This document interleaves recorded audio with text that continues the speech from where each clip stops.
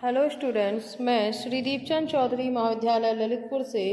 आज हम लिनन की जो वस्त्र होते हैं, तो लिनन के वस्त्र बनाने से पहले लिनन के रेशे का प्रयोग होता है लिनन के धागों को बनाने के लिए। तो लिनन के जो रेशे होते हैं वो एक प्राकृतिक रेशा होता है, यानी एक नेचुरल फाइबर है, और ये एक वानस्पतिक जो है वो रेशा होता है, और इसे हम फ्लैक्स का जो पौधा होता है उससे इसे प्राप्त किया जाता है। और लिनन के पौधे की अगर हम बात करते हैं तो इसके जो तने वाला पार्ट होता है उस पार्ट से ही जो है इस रेशे को प्राप्त करते हैं।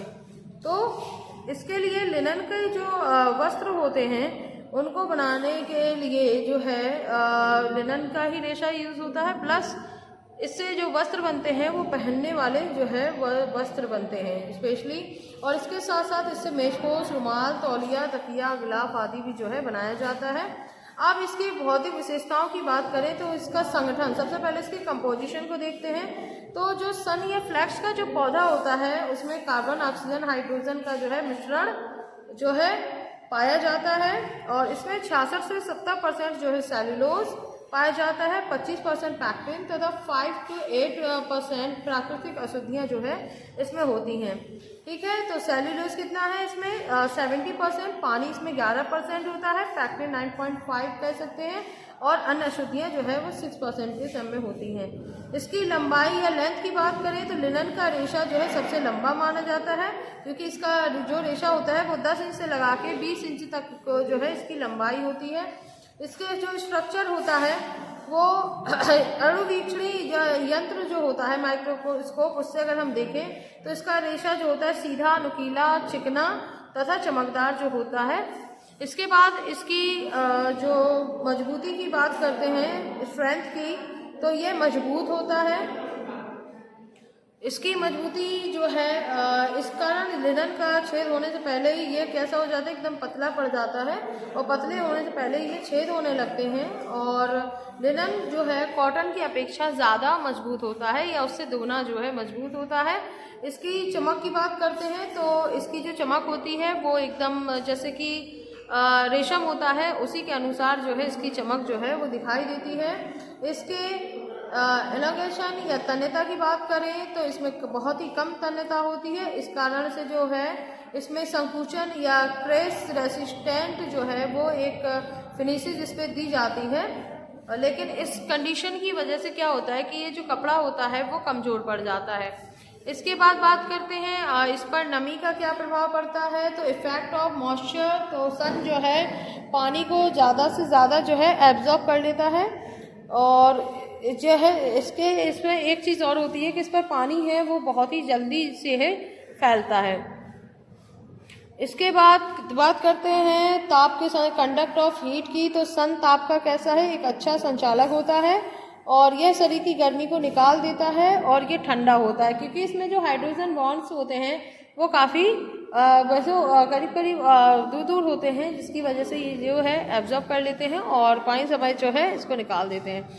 इसके बाद बात करते हैं इसमें गर्मी का क्या प्रभाव पड़ता है, इफेक्ट ऑफ हीट।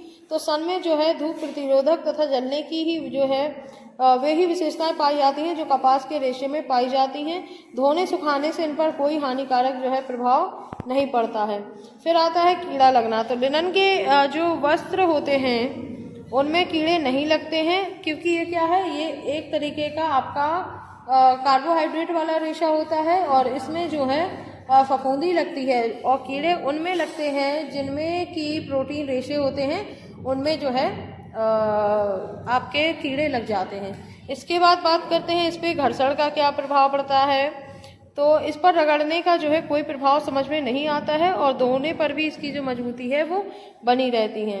फिर आता है आपका संकुचन। यदि लिनन के वस्त्र बुन जाने के बाद खींचे या फैलाए ना गए हों तो वो बिल्कुल भी सिकुड़ते नहीं है, क्योंकि अगर उनको फैलाया गया होगा या खींचा गया होगा तो धुलने के उपरांत जो है वो है उनमें भी जो है वो पड़ जाती है सिकुड़न।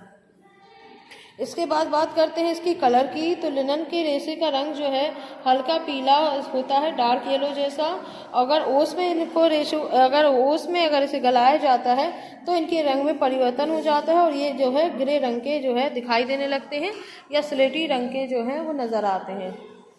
इसके बाद जो है नेक्स्ट आपका आता है विद्युत संवाहकता या इलेक्ट्रिक कंडक्टिविटी। तो लिनन जो है विद्युत का अच्छा संचालक होता है, क्योंकि इसमें जो स्टैटिक इलेक्ट्रिक चार्ज वो है वो निर्मित नहीं होता है, इसीलिए जो वस्त्र है वो बिल्कुल आरामदायक जो है वो होता है।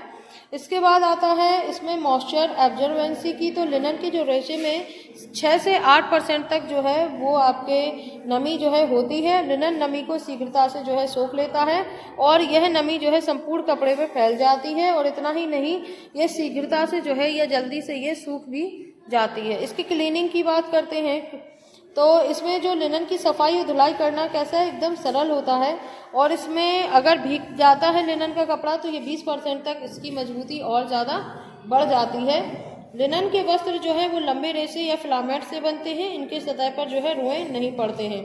इसके साथ ये चिकना और चमकदार होता है, जिसमें धूल कण व गंदगी गहराई तक जो है नहीं पहुंच पाती है, जिसके कारण से जो है दाग धब्बे शीघ्रता से छूट जाते हैं।